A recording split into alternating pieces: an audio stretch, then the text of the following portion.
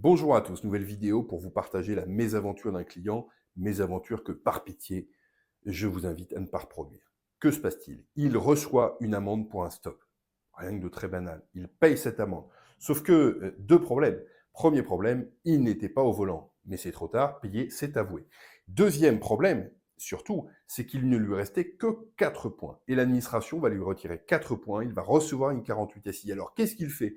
Plutôt que de venir me voir, venir consulter un avocat en droit routier qui connaît son métier, il saisit tout seul le tribunal avec un seul argument, je n'étais pas au volant.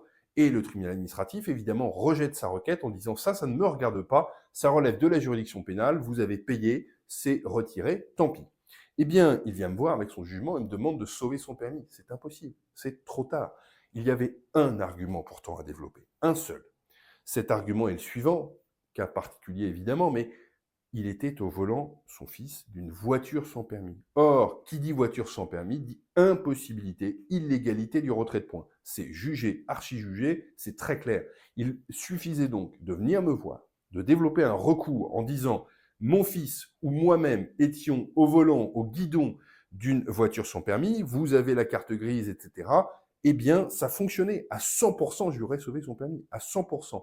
Et maintenant, en ayant économisé les bouts de chandelle des frais d'avocat, qu'est-ce qu'il a perdu? Eh bien, bien plus. Son permis, qui était pourtant sauvable à 100%, il doit le rendre, attendre 6 mois pour pouvoir repasser son permis.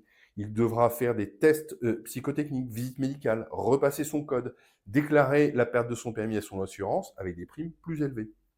Bref, par pitié, vous avez bien compris, lorsque vous recevez une décision 48 SI, plutôt que d'essayer de la contester dans votre coin avec des économies de bout de chandelle, eh bien, venez par pitié voir un avocat dont c'est le métier, qui connaît les failles, qui sait où appuyer pour sauver le permis.